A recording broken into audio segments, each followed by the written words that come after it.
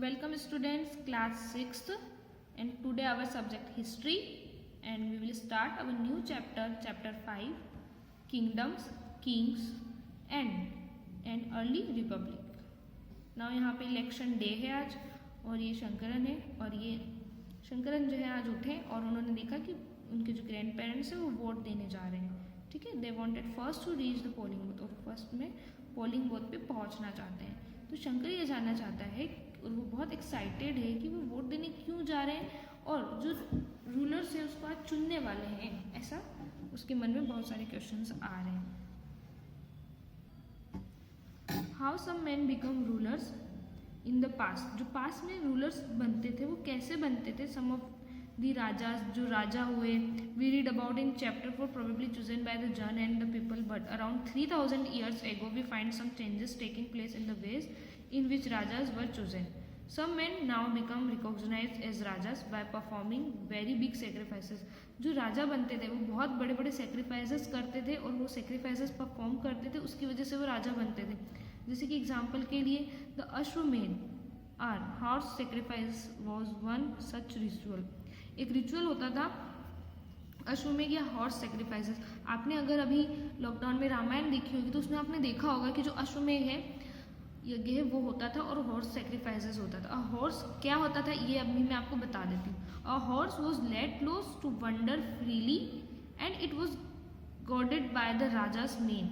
If the horse wandered into the kingdoms of other rajas and stopped it. क्या होता था, जो horse होता था उसको अश्वमेध के लिए छोड़ते थे और जिस हर राज्य से होके वो निकलता था. वो जो हॉर्स होता था या घोड़ा होता था वो हर राज्य से होके निकलता था. मान लो इस राज्य से होके भी निकला, इधर राज्य होके निकला, इधर राज्य से होके निकला. अगर वो जिस राज्य से होके निकल रहा है, मतलब अगर वो निकल गया उस राज्य से, तो क्या हो जाता है कि हाँ, जिस राज्य का वो घोड़ा है वो ज़्यादा पावरफुल है. और अगर ऐसा होता है कि जिस किंगडम ने उस हॉर्स को रोक लिया, पास आउट नहीं होने दिया, उस राज्य से निकलने नहीं दिया, तो उस राज्य को, जिस राज्य का वो घोड़ा है, उन दोनों को क्या करना होता है, फिर फाइट करनी होती है. They had to fight if they allowed the horse to pass. It mean that they accepted that the raja who wanted to perform the sacrifices was stronger. अगर वो उस हॉर्स को पास कर देते हैं तो इसका मतलब ये होता है कि उस राजा ने एक्सेप्ट कर लिया है कि उसने जो सेक्रीफाइस किया है और जो वो राजा है वो ज़्यादा उससे स्ट्रॉन्गर है. These rajas were then invited to the sacrifice, which was performed by specially trained priest. पुजारी होते हैं, priest मतलब who were rewarded with the gifts. उनको गिफ्ट दिए जाते हैं. The raja who organized this sacrifice is being very powerful and all those who came brought gifts for him. जब ये राजा सेक्रीफाइसेस जीत जाता है तो बहुत सारे लोग उनके लिए गिफ्ट लेके आते हैं. राजा वो central figure in this rituals, और जो राजा होता है वो इन सारे रिचुअल्स का सेंट्रल फिगर होता है. He often had a special seat. उसकी स्पेशल सीट होती है, थ्रोन होता है उसके लिए. और tiger skin his charioteer who was the companion in the battlefield. और फिर ये सारे जो सेंट्रल फिगर तो राजा होता है इन सारे रिचुअल्स का. And his relatives, especially his wifes, especially उनकी जो वाइफ्स होती है, पत्नियां होती हैं, उनके जो बेटे होते हैं, बच्चे होते हैं, had a perform of variety of minor rituals.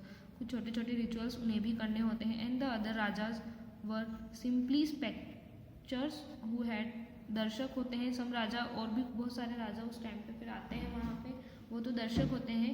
Who had to sit and watch the performance of the sacrifice. वो सारे उन सेक्रीफाइस के जो परफॉर्मेंस होता है वो देखते हैं. पीस perform the rituals including the sprinkling of sacred water on the king. The ordinary people, the Vish or Vaishya, also brought gifts. जो विश होते हैं, वो जो लोग होते हैं वो भी उनके लिए गिफ्ट लेके आते हैं. However some people such as those who were regarded as Shudra, Shudra लोग जो होते हैं by the priest were excluded from many rituals. Now अब हम बात करेंगे वर्ण की. ठीक है, we have many books that were composed in northern India, especially in the areas drained by the Ganga and the Yamuna during this period. जब these books were often called later Vedic, और वो जो book थे वो letter वैदिक कहलाती थी. Because they were compose, because उनको लिखा गया था वो आफ्टर वेद लिखा गया था, Rigveda, about which you learn in chapter 4. This include the Samaveda, Yajurveda, Atharvaveda as well as another books. These were composed by priest, पुजारी लोग लिखते थे उनको, and describe how rituals were to be performed. और उनमें लिखा जाता था कि ये जो सारे रिचुअल्स है कैसे परफॉर्म किए जाएंगे. They also contained rules about society. Society के भी रूल्स उसमें होते थे. There are several different groups in the society at this time. बहुत सारे डिफरेंट सोसाइटीज़ होती है, ग्रुप्स होते हैं. प्रीस्ट, पुजारी, वॉरियर्स, फार्मर्स, हर्डर्स, ट्रेडर्स.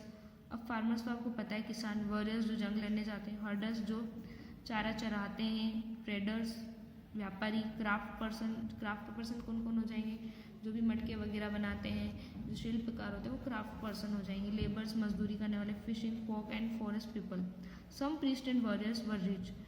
जो पुजारी और जो वॉरियर्स होते थे वो अमीर होते थे, रिच होते थे. As were some farmers and traders.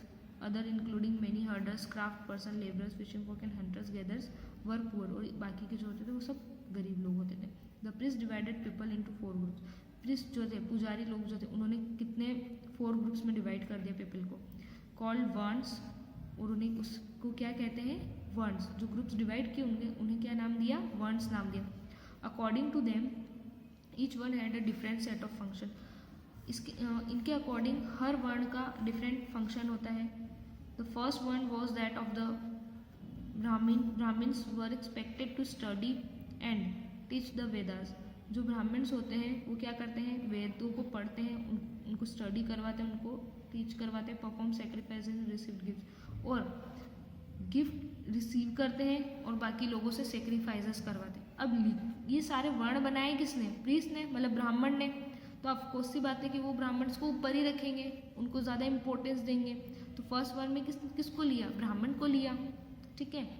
In the second place were the rulers also known as Kshatriya. Kshatriya लोग जो तो होते थे, बैटल्स करते थे, फाइट बैटल्स, जंग लड़ने जाते थे, पीपल को प्रोटेक्ट करते थे. थर्ड वर द विश और द वेश्यास. अदर जो पीपल होते थे they were expected to the. इसमें कौन कौन आता था, farmers, herders, traders, both the Kshatriya and the Vaishya could perform sacrifices.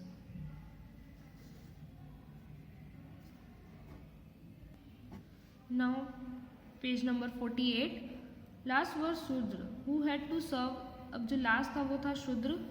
Serve the other 3 groups and could not perform any rituals. 3 groups ऐसे थे जो रिचुअल्स परफॉर्म नहीं कर सकते थे.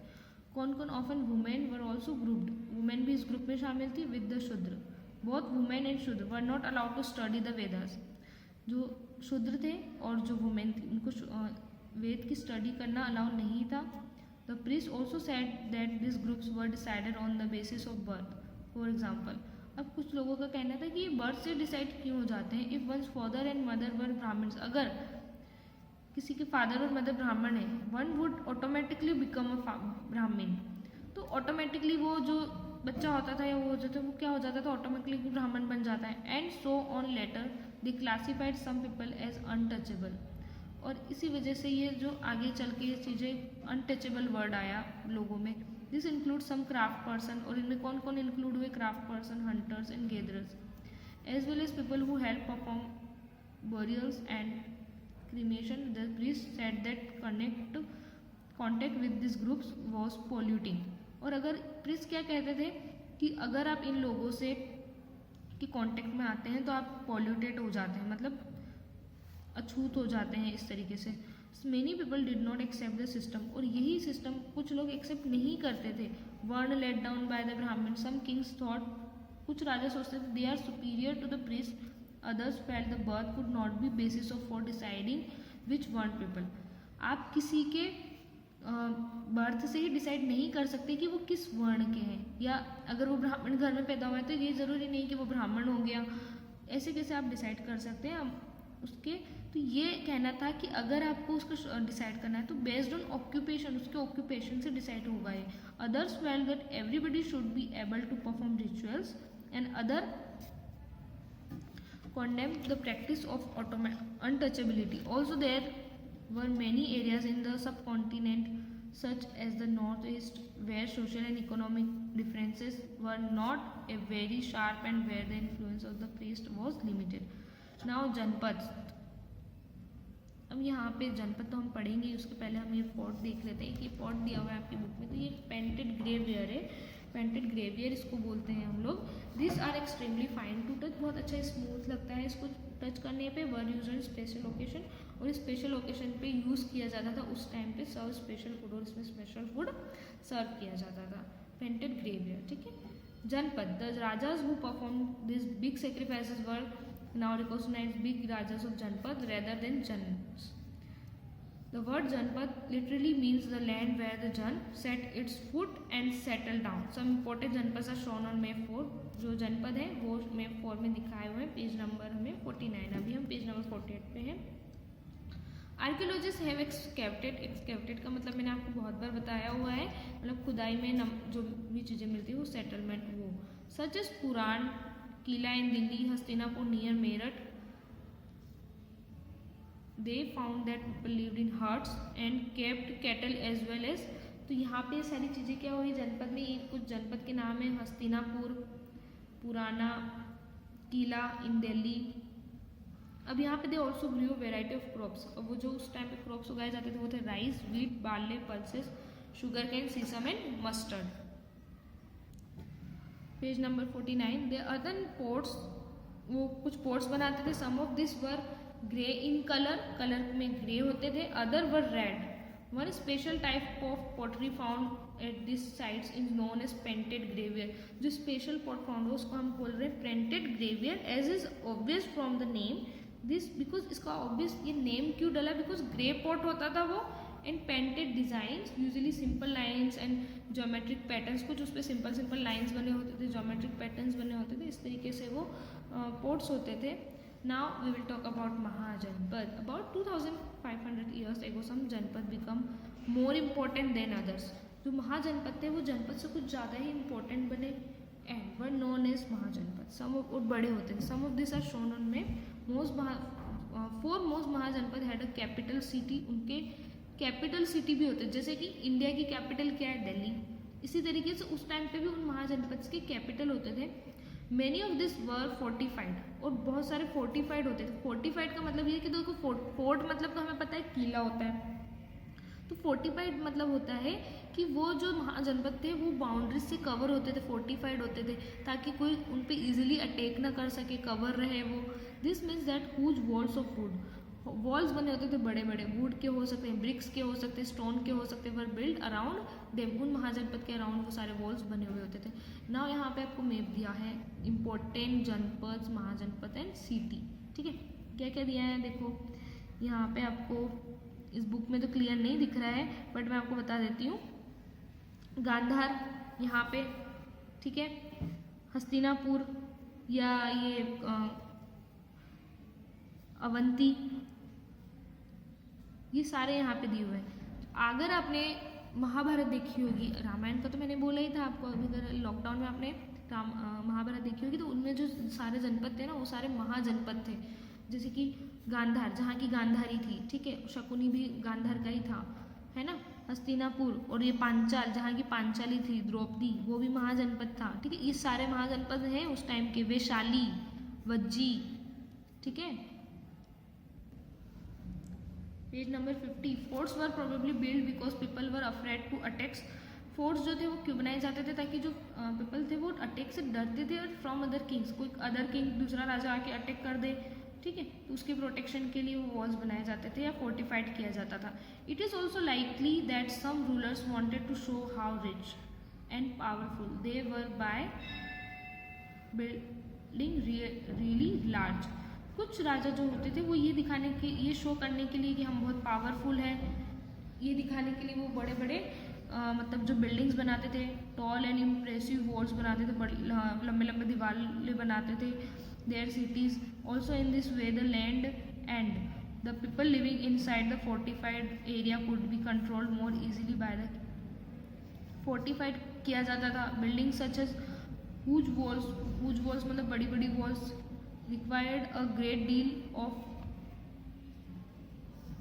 planning. Thousands if not lakhs of bricks or stone had to be prepared.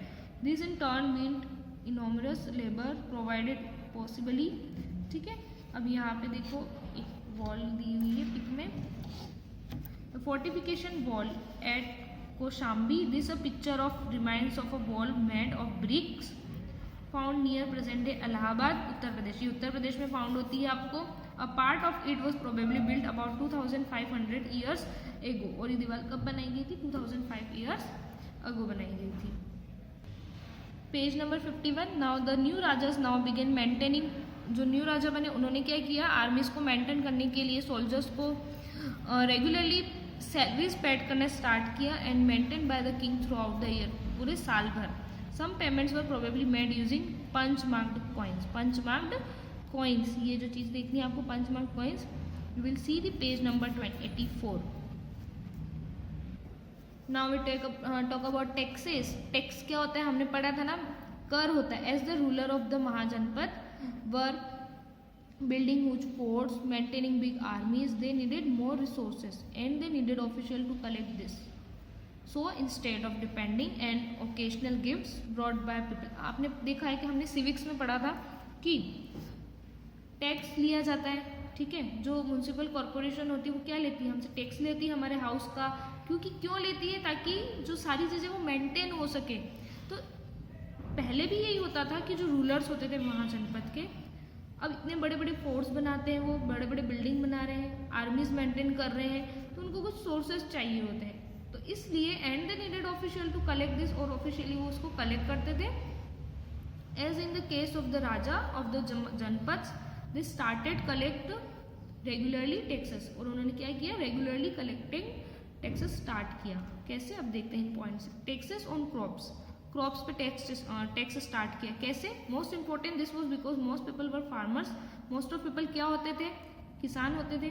Usually the tax was fixed at 1/6 what was produce, जितना भी वो प्रोड्यूस कर रहे हैं, ठीक है, कहने का मतलब है कि वो जितना भी धान या जो भी प्रोड्यूस कर रहे हैं उनका 1/6 पार्ट उनको एज अ टैक्स देना होता था। दिस वॉज नोन एज भाग और शेयर, और इसको हम क्या कहते थे, भाग, 1/6 भाग, 1/6 भाग, या फिर उसको शेयर कहते थे, ठीक है। मान लो आपने 100 किया है, उसका 1/6 आपको कितना देना होता था, 1/6 भाग आपको उधर देना होता था टैक्स के रूप में। There were tax on craft person as well, this could have been in the form of labour, for example a weaver or a smith में had a work for a day every month for the king. Now herders are also expected to pay taxes in the form of animals. किस form में लेते थे tax हर्डर से, as a animal, या फिर animal produce, animal जो भी produce करते थे उस फॉर्म में। There were also tax on goods that were bought and sold through trade. अब जो व्यापारी लोग थे वो जो गुड्स सामान जो बेचते थे या लेते थे उस रूप में। And hunters and gatherers also had to provide forest produce to the raja, ठीक है, फॉरेस्ट प्रोड्यूस करवाते थे और वो हंटर और गैदरर्स, इस तरीके से वो टैक्स कलेक्ट करते थे। नाउ यहाँ पे आपका चैप्टर एक्सप्लेनिंग का पार्ट 1 फिनिश होता है। कौन से चैप्टर का? हिस्ट्री के चैप्टर का, ठीक है। अब पार्ट 2 में हम बचा हुआ चैप्टर एक्सप्लेनिंग करेंगे और उसकी वर्कशीट भी करेंगे। Thank you.